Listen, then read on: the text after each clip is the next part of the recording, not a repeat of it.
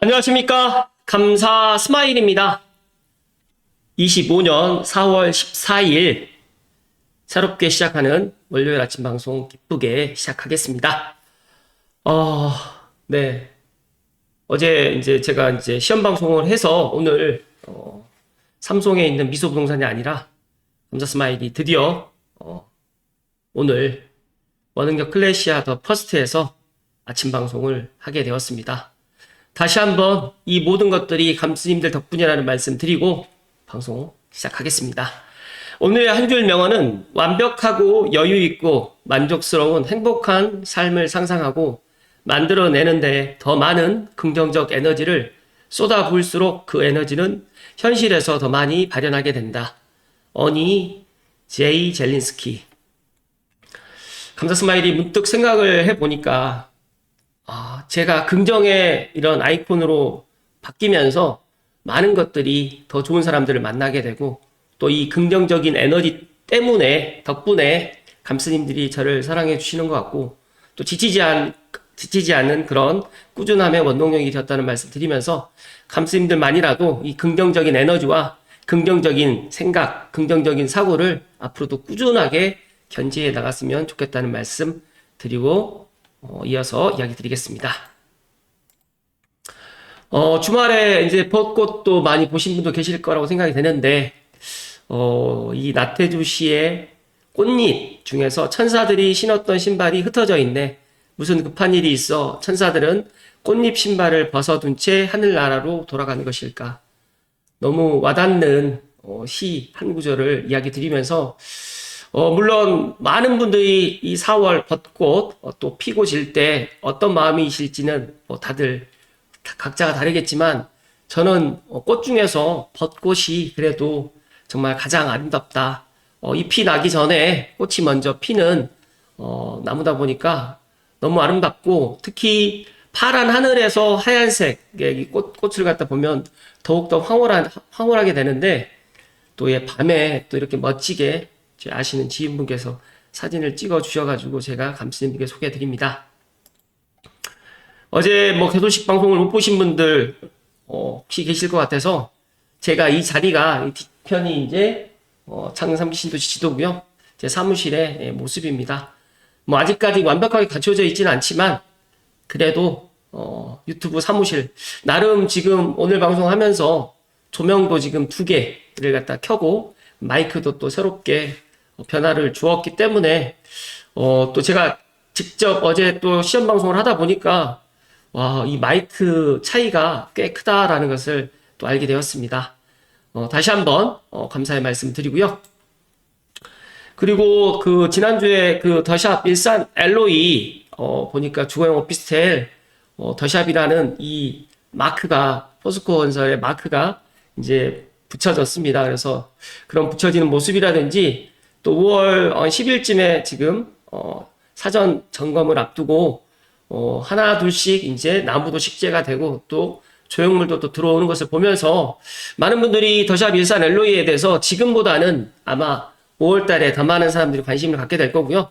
실제로 6월 말 7월 달부터 이제 입주를 시작하는데 입주하게 되면 지금보다는 더 좋은 평가를 받게 되지 않을까 저는 그렇게 예상을 하기 때문에 혹시 관심 있으신 분들은 꼭 확인하실 것을 이야기 드립니다. 그리고 무조건 알아야 하는 AI 도구 86개라고 합니다. 저도 여기에서 쓰고 있는 AI 프로그램도 있고 처음 보는 또 AI 프로그램도 있는데 감스님들 이거 무조건 알아야 되는 AI 도구 86개 캡처하셔가지고 꼭 실생활에 도움 되셨으면 좋겠습니다. 그리고 이 양재천의 벚꽃 길의 그런 모습인데 저는 이 조형물 카카오에서 아마 만들었는지 아니면 양재천에서 만들었는지 모르겠지만 이 조형물을 보다 보니까 창릉천에도 이렇게 조형물을 좀 만들어주면 더 많은 사람들이나 또 고양시라든지 또 창릉천 스타필드 고향을 갖다가 방문하시는 분들이 더 많이 찾게 되지 않을까 생각이 되더라고요. 그래서 저도 양재천 이 벚꽃길을 가보긴 했는데 상당히 멋있어요. 멋있고 그런데 이런 조형물까지 들어와 있다 보니까 더욱더 사랑을 받는 것 같습니다. 그래서 혹시라도 이제 창릉천에 또 통합하천 또 계획에서 여러 가지로 이제 이런 멋진 또 이런 것들을 또 해 나갈 계획을 갖고 있기 때문에 뭐 카카오가 아니더라도 이렇게 조형물, 그리고 또 지금 삼성역 이편한 세상 제 삼성 미소부동산 앞쪽으로 해가지고 친수 공간으로 해가지고 지금 물놀이터를 지금 열심히 지금 준비하고 있는 것 같더라고요. 그래서 어린 자녀들도 올 여름에 물놀이 하러 또 올 수 있겠구나라는 생각이 들어서 오늘 양재천에 있는 이야기를 갖다가 첨언해서 이야기 드립니다.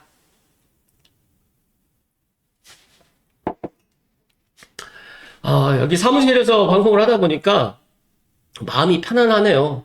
부동산 사무실에서 방송할 때하고는 조금 다른 그런 느낌이고, 부동산 사무실에서는 그래도 사람들이 또 들어오고 또 나가고 할 수 있는 또 사무실이다 보니까 언제든지 또 방문을 하게 되는데, 여기는 저만의 공간이다 보니까 편안하게 또 방송을 딱 하고 있다는 말씀 드리면서, 오늘 본론으로 들어가기 전에 감사 스마일이 가만히 생각을 해보니까 제가 가장 감사했던 사람이 누굴까 생각을 해보니까, 저는 빠숑 김학렬 소장님이 제 지금 유튜브 방송을 하면서 가장 크게 영향력을 끼쳤다라는 생각이 들고, 물론 제 방송을 보시지는 않겠지만 빠숑님께서 제가 보니까 감사 스마일 부동산 이야기 때 제가 11월 30날, 이게 2020년에 아마 빠숑님을 갖다가 원흥역 윈님 부동산에서 만나서 또 방송을 하게 되고, 그때 당시에 이제 제 버킷리스트였는데, 어찌됐든 간에 2020년 12월 1일 날 제 빠숑님을 만나다라고 해서 또 제가 이렇게 영상을 갖다 찍었던 기억이 있습니다. 그래서 제가 문득 2025년 4월 14일 날 아침 방송을 하면서 준비하면서 저에게 가장 감사했던 분을 한 사람을 꼽으라라고 하시면 저는 주저하지 않고 빠숑님을 갖다 꼽겠습니다. 그 이유는 빠숑님을 제가 그대로 지금 벤치마킹 하고 있는 거거든요. 그래서 제가 고양시의 빠숑 이라는 그런 또 영광스러운 또 닉네임도 제가 얻고 있는데, 여기에서 머물지 않고 더욱더 꾸준하게 좋은 정보를 갖다 드릴 수 있는 감사 스마일이 될 수 있도록 더욱 노력하겠습니다. 앞으로도 꾸준하게 응원해 주시고요. 그리고 또 제가 또 어떤 영상을 갖다 또 예를 들어서 이제 또 듣고 싶다 그런 이야기들이 있으시면 주저하지 마시고 또 조언해 주시면 제가 또 반영을 해 볼 수 있도록 하겠습니다. 네, 오늘 빠숑님의 블로그 글, 같은 부동산 다른 선택, 어떤 아파트를 사고 어떤 아파트를 팔아야 할까, 본론으로 지금 이야기 드릴 주제인데요. 감사 스마일이 부동산을 하고 있기 때문에 이런 부분에 있어서는 누구보다도 잘 안다라고 자부하지만, 가장 힘든 게 이겁니다. 어떤 아파트를 사야 될까? 그렇다고 하면 또 반대로 어떤 아파트를 팔아야 될까? 이게 쉬울 것 같아도 감사 스마일도 부동산 현장에 있으면서 다양한 사람들하고 상담도 하고 또 집을 또 보여주면서 제 의견을 최대한 배제하고 집을 보여드리려고 하지만 그렇게 안 되더라고요. 그래서 감사 스마일은 누군가에게 제가 이야기도 드렸지만, 저는 중개가 더 힘들다. 차라리 상담이라든지 제가 알고 있는 것들을 강의하고 이렇게 아침 방송하는 게 더 편하다. 왜 그러냐면 감사 스마일은 A, B, C 중에서 저는 A가 가장 좋아 보이는데 A를 샀으면 좋을 것 같은데 고객들은 A를 선택하지 않고 B나 C를 선택을 하더라고요. 그러다 보니까 제가 만약에 A를 갖다가 하십시오라고 강요를 하게 되면 저하고 예를 들어서 이제 중개 거래하는 데 있어가지고 쉽지 않다. 그렇다고 하면 제가 계약을 갖다 쫓아야 되느냐, 아니면 정말 진실되게 그 사람이 앞으로 다음에 2년이나 4년 후에 집을 매도를 하거나 아니면 갈아타기 할 때 지금보다는 더 좋은 평가를 받을 수 있는 집을 갖다가 택할 수 있도록 도와줘야 되느냐, 갈림길에 설 수밖에 없거든요. 그러다 보니까 오늘 이 이야기가 너무 와닿아서 오늘 이 주제로 이야기를 드리겠습니다. 좀 살펴드리면, 모든 부동산은 지역과 타이밍, 수요 구조에 따라 다르게 지금 반응하고 있고요. 그리고 지금은 사는 쪽이 유리한 아파트들이 좀 많이 있습니다. 현재 매수해야 할 아파트는 공통적으로 상승 여력을 품은 곳입니다. 예를 들어가지고 과천은 정비사업 입주 수요가 본격화되어 있고, 또 양천구도 재건축 토지거래 허가구역이 1년 연장되었음에도 기대감은 여전하고, 의왕은 또 GTX C 효과를 바탕으로 저가 매물이 빠르게 소진되고 있고, 남양주 왕숙 인근은 3기 신도시 프리미엄의 초기 국면에 있다. 이런 공통점의 세 가지는 정비사업이 실제로 추진되고 있다는 점이고요.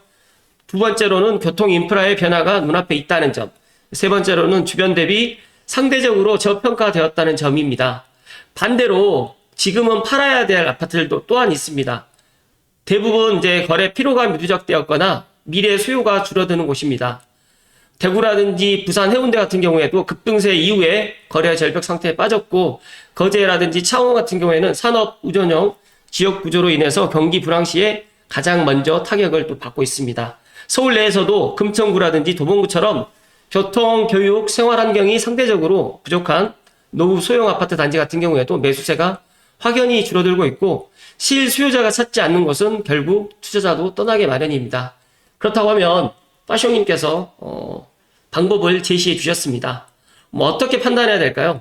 지금 만약에 살려고 하시는 분들은 지금이 오히려 좋은 기회가 될 수가 있고, 매도를 하려고 하시는 분들은 물론 여러 가지 이유 때문에 매도를 갖다 결정하셔야 되겠지만, 일단 먼저 매수 같은 경우에는 심리가 이축되었을 때 수요는 여전히 살아있는 지역에서 해야 되고요. 여기에서 가장 좋은 방법은 내가 좋아하는 아파트를 선택하는 것보다 많은 사람들이 좋아해주는 아파트, 예를 들어서 호갱노노라든지 그다음에 실거래가 많이 되었던 그런 아파트를 선택하는 것을 저는 추천을 드립니다. 반대로 이제 매도 같은 경우에는 단기간 급등 후에 거래가 끊기는 지역에서 먼저 고려해야 된다. 그런데 중요한 거는 저는 서울 수도권은 지금은 매도를 갖다 하지 마시고, 오히려 올 하반기나 내년 정도, 특히 고양시 같은 경우에는 GTX-A 삼성역을 갖다 무정차로 가는 내년 상반기 전후로 해서 매도 타이밍을 좀 잡으시면 좋을 것 같고, 만약에 나는 그것보다 조금 더 늦게 가져가고 싶다고 하시면 GTX-A가 개통을 하고 삼성역을 정차하는, 완전 개통이 아니더라도 임시 개통을 하는 2027년을 보실 것을 저는 이야기 드립니다. 시장은 선택의 연속이고, 결국 부동산 시장은 단순하게 오르고 내림의 문제가 아닙니다. 누가 언제 무엇을 어디서 왜 선택을 했느냐의 문제고, 같은 시점이라도 어떤 아파트는 사야 되고 어떤 아파트는 팔아야 된다. 이것이야말로 시장의 복잡성이며 동시에 투자자에게 열려있는 기회라고 이야기를 해주셨습니다. 잘 고른 한 채는 단기 투자에서도 시장의 승자가 되는 출발점이 될 수가 있고, 감사스마일은 이 똘똘한 한 채 이런 쏠림 현상이 언젠가는, 물론 빠르면 뭐 정부가 바뀌어가지고 새로운 정부에서 이런 것들을 갖다 논의할 수도 있겠지만, 저는 뭐 이런 급등하는 시장, 그리고 수도권과 서울의 쏠림 현상인 똘똘한 한 채 이런 현상도 저는 언젠가는 사라질 것이다. 그 언젠가는 이 단기가 될 수가 있고 장기가 될 수 있겠지만, 그거는 여러 가지 이제 뭐 정부에서의 정책이라든지 또 다음 정부에서, 새로운 정부에서 또 들고 올 숙제가 또 될 수도 있다라는 말씀 드립니다. 그래서 감스님들만이라도 지금 사야 할 아파트를 어떻게 골라야 될 것이고, 또 지금 팔아야 될 아파트라고 하면 어떻게 매도 타이밍을 갖다가 잡고 가셔야 될지를 본인들이 공부해 보시고, 만약에 공부가 안 되시는 분들은 정말 저에게 오셔도 되고, 아니면 저보다 더 뛰어나신 분을 찾아가셔가지고 상담을 꼭 받아보실 것을 저는 이야기 드립니다. 아니면 뭐 오프라인 강의도 좋고요, 온라인 강의도 좋으니까 꼭 유료로 해가지고 강의를 좀 들어보실 것을 이야기 드리고요. 아파트 단기 투자 성공 방법, 이 네 가지만 꼭 주목하시면 좋을 것 같은데, 재건축과 재개발 진행 지역을 갖다 확인하시고, 그다음에 최초 사업 시행 인가라든지 관리 처분 인가 단계에서 좀 접근하시면 좋을 것 같고, 또 GTX 뭐 A, B, C 뭐 광역철도 호재 확정 지역이라든지 또 착공 및 개통 직전에 가장 그런 부분이 좋아 보인다. 저점 인식 전세가 회복이라고 이야기를 해주셨는데, 제가 보니까 저점은 저는 2022년 하반기에서 2023년이 지금 저점이었고, 그리고 작년 하반기가 다시 저점으로 내려가는 그런 타이밍이었는데, 올 설 명절 지나고 그다음에 대출이 조금 풀리면서 또 금리 인하까지 또 이런 것들이 가세가 되다 보니까 오히려 지금 스트레스 DSR 3단계가 되기 전에 지금이 오히려 좋은 그런 시점이라는 말씀 드리고요. 대단지 브랜드 신축, 역세권 대단지 신축은 거의 불변의 진리입니다. 그래서 만약에 제가 역세권 대단지 신축 이 세 가지 중에서 세 가지가 만약에 안 된다 라고 하시면 이 두 가지, 아니면 다섯 가지, 역세권 대단지 신축, 브랜드, 초품화, 이 다섯 가지 중에서 최소한 세 가지 이상이 예를 들어서 포함되어 있는 그런 아파트가 있다라고 하시면 지금이라도 그런 아파트는 매수하셔도 된다는 이야기를 감사스마일이 강조해서 이야기 드립니다.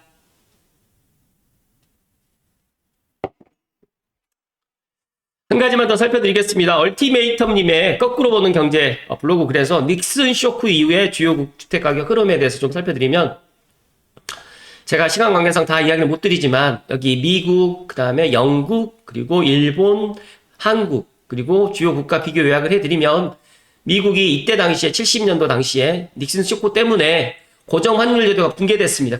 이때까지만 해도 고정 환율이 있었다고 하네요. 글로벌 경제가 변동성을 겪었고, 이는 각국의 인플레이션과 통화 가치 변동을 이어졌고, 주택가격 상승에 간접적으로 영향을 미쳤습니다. 그래서 미국 같은 경우에는 121%, 영국은 252%, 일본 100%, 한국이 가장 많이 올랐는데요. 300%가 상승했습니다. 이게 경제성장과 도시화, 주요 국가들이 1970년대 경제성장과 도시화를 경험하면서 주택 수요가 증가했고요. 인플레이션이 또 글로벌 인플레이션이 높은 시기로 주택가격 상승의 상당 부분이 인플레이션에 기인했습니다. 그렇다고 하면 2025년을 우리가 살고 있는데 과연 1970년대처럼 이런 닉슨 쇼크가 일어나지 않을까요?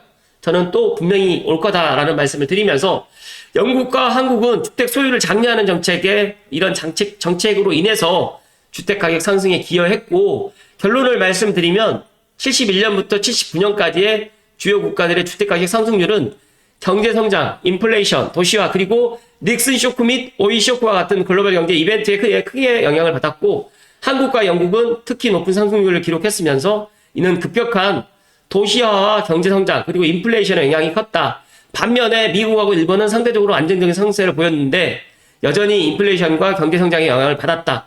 이 시기에 주택가격 상승은 명목상으로는 큰 폭으로 증가했으나 높은 인플레이션을 고려하게 되면 실질 상승률은 더 낮은 수준으로 조정된다 라는 이야기를 얼티메이텀님께서 해주셨습니다.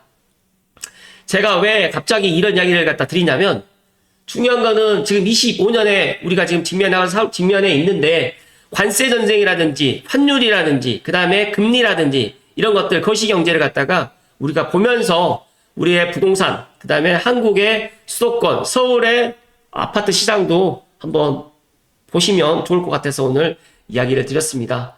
제가 생각했을 때 많은 분들이 지금보다 주택가격이 내려갈 거다라고 생각을 하시는 분들도 많이 계실 수 있겠지만, 제가 생각했을 때는 인플레이션 때문이라도 우리 한국과 그 다음에 주요국의 주택가격은 내려갈 요인보다는 상승될 요인이 많고, 특히 서울과 수도권의 아파트 가격은 더 많은 상승률을 보일까라는 말씀 드리면서, 지금 아니면 집을 갖다 못 산다, 관망세 속에 무주택자 패닉바잉이 증가됐다라는 이 기사 한 가지만 더 소개해드리면, 1, 4분기에 96,000명이나 내 집 마련을 했습니다. 그리고 3040에서 매수세가 두드러졌는데, 최근에 제가 부동산 현장에서 느끼는 분위기는 30세대, 특히 결혼을 갖다가 앞두고 있으신 분들, 신혼부부들이 부모님들의 그런 도움이라든지 또 연봉이 높으신 분들은 지금 당장 내가 신혼집을 갖다가 신혼집을 갖다 들어가지 않고 신혼집이 될 집을 갖다가 매수를 하고, 본인들은 2년이나 4년 있다가 그렇게 이제 들어갈 계획을 갖다가 갖고 있는 것 같아요.